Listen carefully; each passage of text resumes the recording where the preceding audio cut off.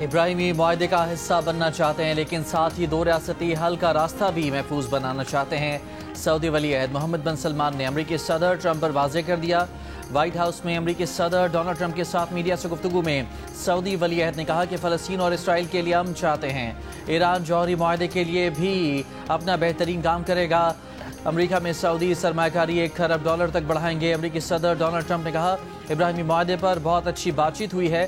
سعودی عرب سے دفاعی معاہدہ ہو گیا ہے۔ سعودی عرب F-35 لڑاکا طیارے خریدے گا۔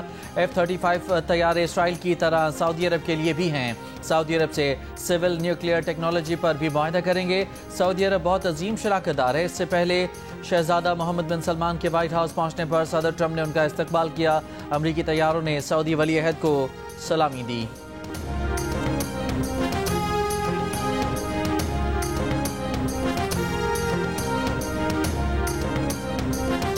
امریکی صدر ڈونلڈ ٹرمپ نے کہا ہے کہ انہیں دنیا میں 8 بڑی جنگیں روکیں جس پر فخر ہے۔ پاکستان اور بھارت کے درمیان جنگ رکوائی۔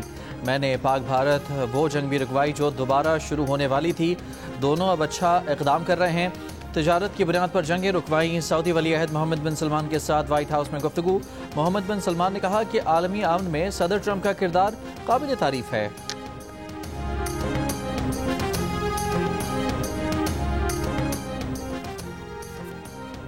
امریکی ایوان نمائندگان میں جیفری ایپسٹین کی مزید دستاویزات جاری کرنے کا بل منظور۔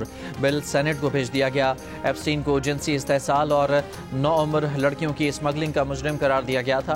اس سے پہلے صدر ٹرمپ نے کہا تھا کہ ہاؤس ریپبلکنز کو ایپسٹین فائلز کو جاری کرنے کے لیے ووٹ دینا چاہیے کیونکہ ہمارے پاس چھپانے کے لیے کچھ نہیں ہے۔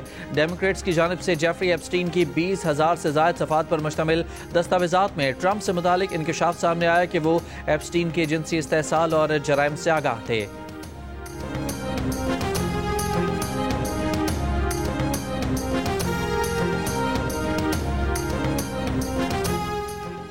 اڈیالہ جیل کے قریب گورکھپور ناکے پر علیمہ خان کے دھرنے کے خلاف پولیس کا آپریشن۔ دھرنا ختم۔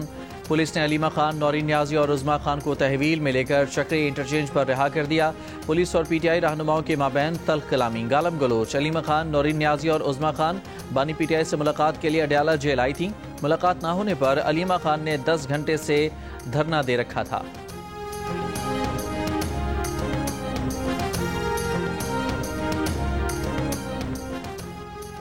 خیبر پختونخوا کے علاقوں باجوڑ اور بنوں میں سیکیورٹی فورسز کی کارروائیاں۔ بھارتی پراکسی فتنہ خوارج کے 23 خارجی ہلاک۔ ISPR کے مطابق کارروائیاں 16 اور 17 نومبر کو کی گئیں۔ باجوڑ میں کی گئی کارروائی میں 11 خارجی ہلاک کیے گئے۔ خارجیوں کا سرغنہ سجاد عرف ابو ذر بھی شامل۔ بنوں میں 12 خارجیوں کو ہلاک کیا گیا۔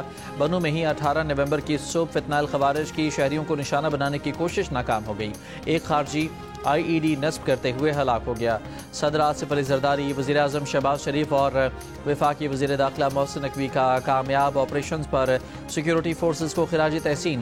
صدر آصف علی زرداری نے کہا خوارج کے سرغنہ سمیت متعدد دہشت گردوں کا مارا جانا امن دشمن عناصر کے لیے واضح پیغام ہے۔ وزیر اعظم شہباز شریف نے کہا عزم استحکام کے ویژن کے مطابق سیکیورٹی فورسز دہشت گردی کے خلاف بڑی کامیابیاں حاصل کر رہی ہیں۔ پوری قوم دہشت گردی کے خلاف اس جنگ میں پاکستان کی افواج کے ساتھ کھڑی ہے۔ وفاقی وزیر داخلہ محسن نقوی نے کہا کہ فتنہ ہندوستان کے مکمل خاتمے کے لیے پرعزم ہیں۔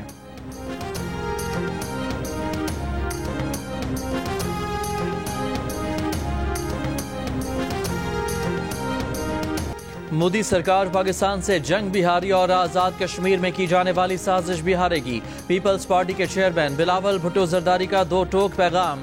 وزیر اعظم آزاد کشمیر کی تقریب حلف برداری سے خطاب میں نریندر مودی کو بزدل اور ڈرپوک قرار دے دیا۔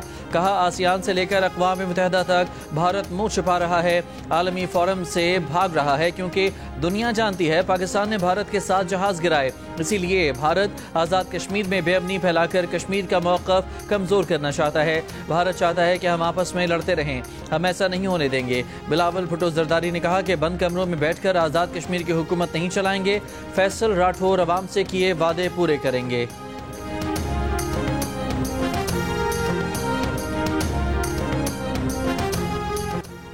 فیصل ممتاز راٹھور آزاد کشمیر کے نئے وزیر اعظم بن گئے، حلف اٹھا لیا۔ اسپیکر چودھری لطیف اکبر نے ان سے حلف لیا۔ تقریب سے خطاب میں وزیر اعظم آزاد کشمیر فیصل راٹھور کا پاک فوج کو خراج تحسین، پیپلز پارٹی کی قیادت کا شکریہ ادا کیا۔ کہا پیپلز پارٹی نے عوام کے ساتھ دوبارہ رشتہ جوڑنے کی ذمہ داری اٹھائی ہے. وزیر اعظم آفس اور ایوان کے دروازے عوام کے لیے کھول دیے جائیں گے. وزیر اعظم پاکستان شہباز شریف، وزیر اعلیٰ سندھ مراد علی شاہ اور سندھ کے سینئر وزیر شرجیل میمن کی بھی فیصل راٹھور کو مبارکباد.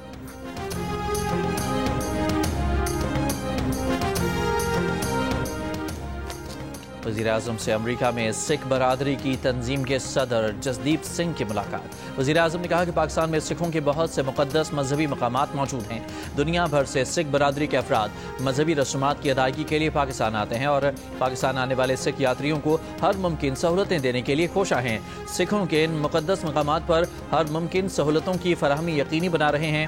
پاکستانی سکھ کمیونٹی کی فلاح و بہبود اور آنے والے یاتریوں کو مزید سہولیات فراہم کرنے کے لیے حکمت عملی بنائیں گے. جسدیپ سنگھ نے میزبانی اور سکھ یاتریوں کی مہمان نوازی پر وزیر اعظم اور حکومت پاکستان کا شکریہ ادا کیا.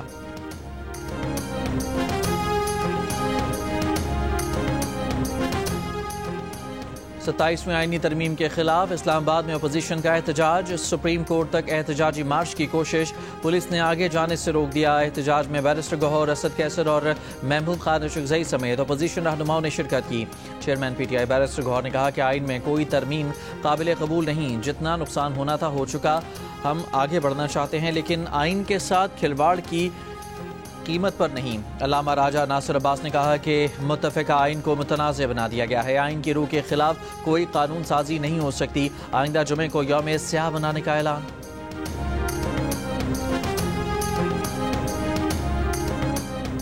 Chairman P T I barrister Gohar کا کہنا ہے 27ویں ترمیم سے توجہ ہٹانے کے لیے حکومت 28ویں ترمیم کی بازگشت کر رہی ہے. اصلاحات کی گنجائش ہمیشہ ہوتی ہے لیکن 26ویں اور 27ویں ترمیم سے کوئی اتفاق نہیں کرتا.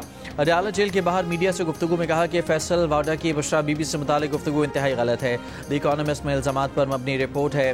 بشرا بی بی اور بانی پی ٹی آئی سے ملاقات کے بعد جو بھی قانونی کارروائی کرنی ہوگی ہم کریں گے.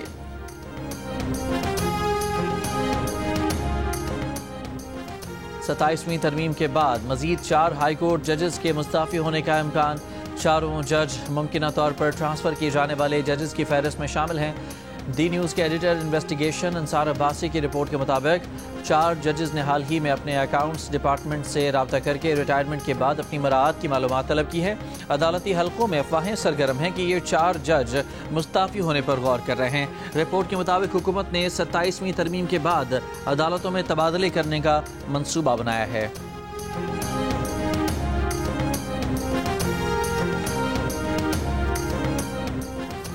ستائیسویں آئینی ترمیم کے بعد جوڈیشل کمیشن اور سپریم جوڈیشل کونسل کی تشکیل نو کر دی گئی. جسٹس جمال مندوخیل متفقہ طور پر سپریم جوڈیشل کونسل اور جسٹس عامر فاروقی متفقہ طور پر جوڈیشل کمیشن کے رکن نامزد. چیف جسٹس پاکستان اور چیف جسٹس وفاقی آئینی عدالت نے متفقہ طور پر نامزدگی کی. چیف جسٹس پاکستان نے پریکٹس اینڈ پروسیجر قانون کے تحت جسٹس جمال مندوخیل کو ججز کمیٹی کا رکن نامزد کیا.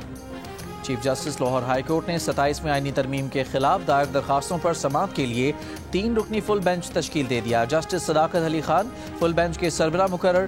جسٹس جواد حسن اور جسٹس سلطان تنویر 3 رکنی فل بینچ کا حصہ ہوں گے. آل پاکستان وکلا ایکشن کمیٹی نے وفاقی آئینی عدالت کو مسترد کر دیا. لاہور ہائی کورٹ بار ایسوسی ایشن کے زیر اہتمام ہونے والے اجلاس کے اعلامیے میں کہا گیا ہے کہ سپریم کورٹ کی موجودگی میں کسی آئینی عدالت کی ضرورت نہیں. جو اس غیر آئینی ادارے کا حصہ بنے گا وہ آئین، عدلیہ اور عوام کا مخالف تصور ہوگا. آل پاکستان وکلا ایکشن کمیٹی نے 26ویں اور 27ویں آئینی ترمیم کو مسترد کر دیا. کہا موجودہ ترامیم آئین کے بنیادی ڈھانچے پر غیر آئینی حملہ ہے. یہ ترامیم کسی جائز عوامی مینڈیٹ اور عوامی تائید کے بغیر کی گئیں. تمام بار ایسوسی ایشن ہر جمعرات کو جنرل ہاؤس اجلاس کریں اور ریلیاں نکالیں.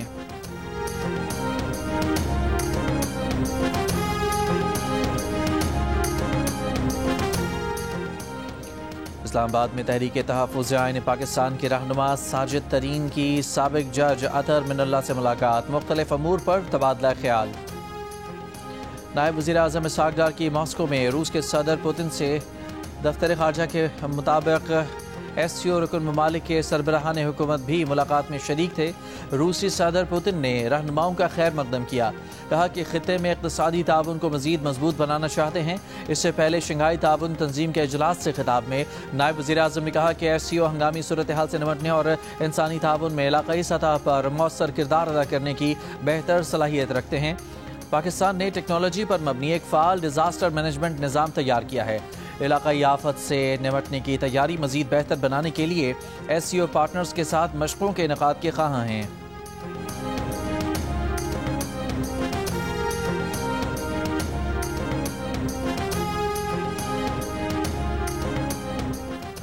وفاقی وزیر داخلہ محسن نقوی سے قائم مقام امریکی سفیر نیٹلی بیکر کی ملاقات۔ اسلام آباد دھماکے کی مذمت کی، جاں بحق افراد کے لواحقین سے ہمدردی کا اظہار کیا۔ محسن نقوی نے انہیں بتایا کہ دہشت گرد عدالت کو نشانہ بنانا چاہتا تھا، سیکیورٹی کی وجہ سے اندر نہ جا سکا۔ حملے سے جڑے تمام کرداروں کا سراغ لگا لیا ہے، سہولت کار کو گرفتار کر لیا ہے۔ مذاکرات اور دہشت گردانہ حملے ساتھ نہیں چل سکتے۔ پاکستان اور امریکہ کے تعلقات دوستی اور باہمی اعتماد پر مبنی ہیں۔ قائم مقام امریکی سفیر نیٹلی بیکر نے پاکستان کے انسداد دہشت گردی کوششوں کو سراہا۔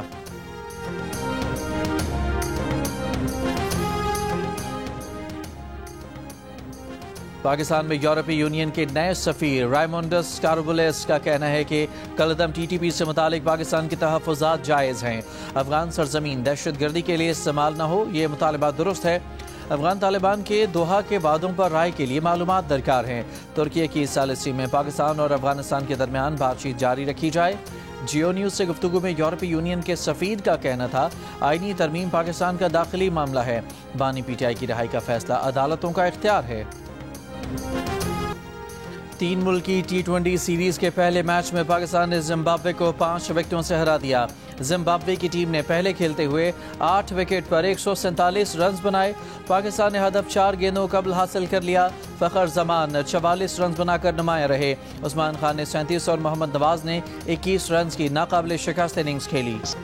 3 ملکی T20 سیریز کے پہلے میچ میں زمبابوے نے پاکستان کے خلاف کھیلتے ہوئے 147 رنز بنائے۔ برائن بینٹ 49 رنز بنا کر نمایاں رہے۔ سکندر آزاد 34 رنز بنا کر ناٹ آؤٹ رہے۔ محمد نواز نے 2، شاہین آفریدی، سائم ایوب، ابرار احمد اور سلمان مرزا نے 1 وکٹ حاصل کی۔ بابر اعظم پر آئی سی سی کوڈ آف کنڈکٹ کے لیول 1 کی خلاف ورزی پر میچ فیس کا 10% جرمانہ عائد، 1 ڈی میرٹ پوائنٹ بھی دیا گیا ہے۔ بابر اعظم نے سری لنکا کے خلاف تیسرے ون ڈے کے 21ویں اوور میں آؤٹ ہونے کے بعد بیٹ سٹمپس پر مارا تھا۔ سابق کپتان سرفراز احمد کو کرکٹ بورڈ نے ذمہ داری کیوں دی؟ سابق کپتان اظہر علی نے ہیڈ آف یوتھ ڈیولپمنٹ اور قومی سلیکشن کمیٹی کے عہدے سے استعفیٰ دے دیا۔ پی سی بی نے 2 روز پہلے ہی سرفراز احمد کو پاکستان شاہینز اور پاکستان انڈر 19 ٹیم کے معاملات سونپے تھے۔ وزیر اعلیٰ مریم نواز کی زیر صدارت امن و امان کی صورتحال پر اجلاس۔ ترجمان کے مطابق اجلاس کو بتایا گیا کہ پنجاب حکومت نے انتہا پسندوں اور دہشت گردوں کے نیٹ ورک کا انفراسٹرکچر اکھاڑ پھینکا ہے۔ کالعدم جماعت کے ٹھکانوں سے جدید اسلحہ، گولیاں، بلٹ پروف جیکٹس اور دیگر سامان برآمد ہوا۔ کالعدم انتہا پسند جماعت کے عہدیداروں کے 23 ارب 40 کروڑ روپے کے اثاثے منجمد۔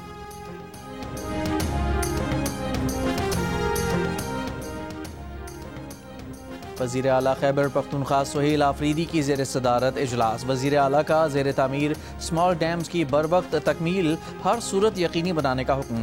وزیر اعلیٰ کی صوبے میں زمین قابل کاشت بنانے کے لیے جامع پلان تیار کرنے کی ہدایت۔ کہا غذائی تحفظ کے لیے قابل کاشت زمین میں اضافہ ناگزیر ہے۔ وزیر اعلیٰ خیبر پختونخوا سہیل آفریدی نے شہریوں کو اپنے دفتر بلا کر مسائل سنے، مسائل کے حل کے لیے احکامات جاری کیے۔ اقتصادی رابطہ کمیٹی نے دفاعی خدمات کے منظور شدہ منصوبوں کے لیے 50 ارب روپے کی تکنیکی ضمنی گرانٹ منظور کر لی۔ وفاقی سول آرمڈ فورسز کے دفاعی آلات کی مرمت اور دیکھ بھال کے لیے فنڈز کی منظوری بھی دے دی گئی۔ اقتصادی رابطہ کمیٹی نے وزارت داخلہ کی درخواست پر 10 کروڑ 3 لاکھ روپے کی تکنیکی ضمنی گرانٹ منظور کر لی۔ Offshore oil and gas exploration blocks کے لائسنس کی توسیع کی منظوری بھی دے دی۔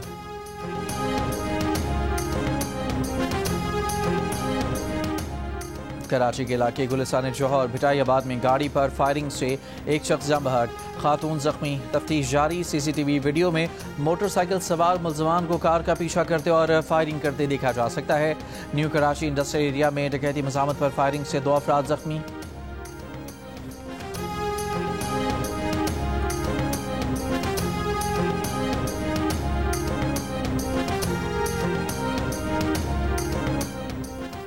کراچی کے علاقے ڈیفنس فیز 5 میں نوجوان شادی شدہ لڑکی کا قتل، پھندا لگی لاش برآمد۔ پولیس سرجن کے مطابق 17 سالہ لڑکی کی موت گلا دبانے سے ہوئی ہے۔ مقتولہ کے والد کی مدعیت میں قتل کا مقدمہ درج۔ مقتولہ کے شوہر کے کزن کو حراست میں لے لیا گیا۔ پولیس کے مطابق لڑکی کی 1.5 ماہ پہلے ہی شادی ہوئی تھی۔ شوہر کے ہمراہ کچھ عرصے کے لیے کراچی آئی تھی۔ شوہر کی خالہ کے گھر رکے ہوئے تھے۔ شوہر کام پر تھا جب لڑکی کی موت واقع ہوئی۔ ابتدائی اطلاع کے مطابق لڑکی کو شوہر کے کزن اور دیگر لوگوں نے اسپتال پہنچایا، جہاں ڈاکٹرز نے موت کی تصدیق کی۔ لڑکی کے والد کا کہنا ہے کہ ان کی بیٹی خوش و خرم تھی، اکثر فون پر بات ہوتی تھی۔ اچانک موت کی اطلاع ملی۔ پولیس نے کیمیائی تجزیہ اور ڈی این اے کے لیے مقتولہ کے جسم کے نمونے حاصل کر لیے۔ مزید مشکوک افراد کو بھی حراست میں لیے جانے کا امکان ہے۔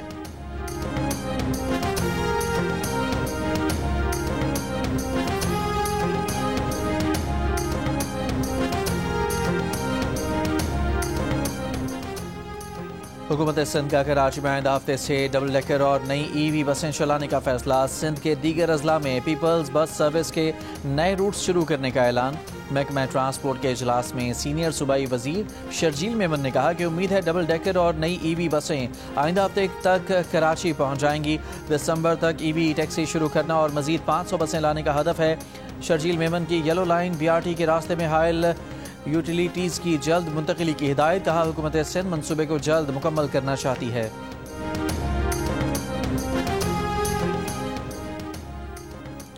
شدید دھند کے باعث موٹر وے M1 پشاور سے رشکئی تک بند۔ اسموگ سے سانس کی بیماریاں پھیلنے کا خدشہ۔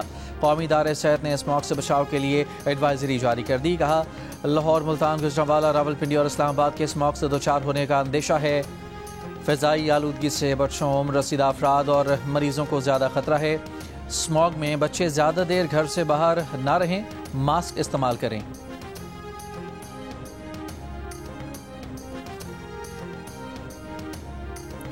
وفاقی وزیر مصدق ملک کا کہنا ہے کہ کتابی علم نہیں، سوچنے کا انداز مستقبل میں زیادہ کام آئے گا۔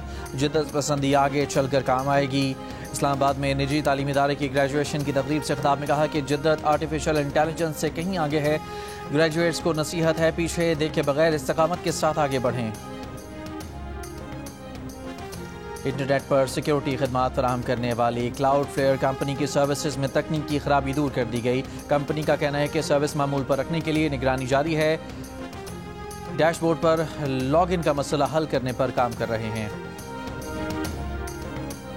کالعدم جماعت TLP کے خلاف درج مقدمات کا معاملہ۔ محکمہ داخلہ پنجاب نے 12 مقدمات کی تفتیش کے لیے 12 JITs تشکیل دے دیں۔ JITs میں پولیس، CTD اور حساس اداروں کے اہلکار شامل ہیں۔ کالعدم TLP کے خلاف 75 سے زائد مقدمات درج، 2000 سے زائد نامزد ملزمان گرفتار۔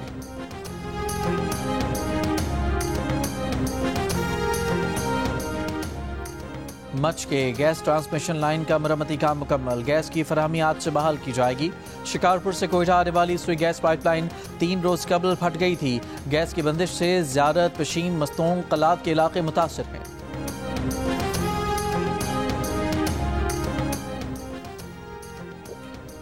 کینیڈا کے خالصان ریفرینڈم کی باضابطہ اجازت دے دی گئی۔ سکھ فار جسٹس کے رہنما گرپت ونت سنگھ کا اعلان۔ سکھ برادری سے حق رائے دہی استعمال کرنے کی اپیل۔ کہا کہ پنجاب کو بھارتی قبضے سے آزاد کرنے کے لیے 23 نومبر کو خالصان ریفرینڈم ہوگا۔ حکومتی اجازت کینیڈا کے آزادی اظہار اور جمہوری عمل کے عزم کی تصدیق ہے۔ ریفرینڈم گولی کے مقابلے میں ووٹ کے ذریعے پرامن جدوجہد ہے۔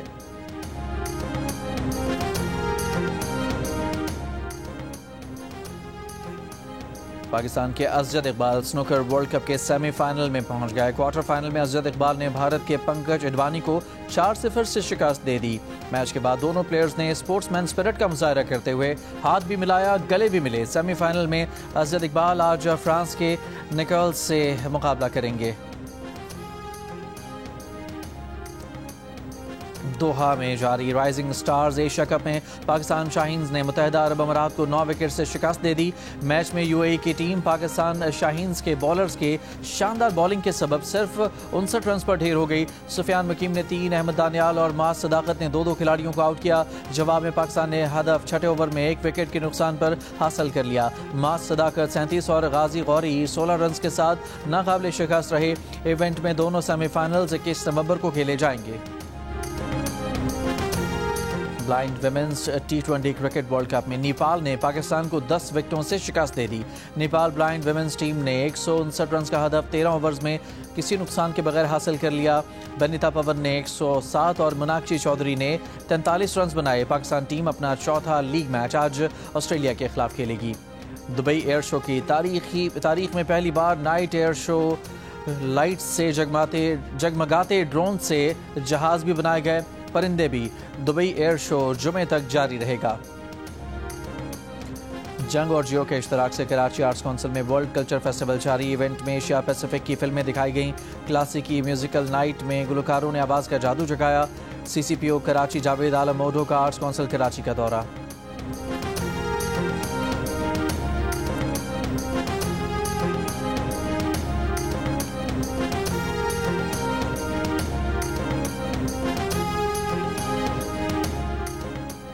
جیو نیوز کے پروگرام ہنسنا منع ہے کہ میزبان تابش ہاشمی کی سڈنی، میلبرن اور ایڈلیڈ میں سٹینڈ اپ کامیڈی، ہزاروں افراد کی شرکت۔ آسٹریلیا کی تاریخ میں کسی بھی پاکستانی کے یہ بڑے سٹینڈ اپ کامیڈی شوز تھے۔ پاکستان امریکن کلچرل سینٹر میں فیشن شو کا انعقاد، مشرقی اور مغربی طرز کے ملبوسات کی نمائش۔ ماڈلز نے پاکستانی ڈیزائنرز کے ملبوسات زیب تن کیے، ریمپ پر واک کی۔ حاضرین نے پاکستانی ڈیزائنرز کی صلاحیتوں کو سراہا۔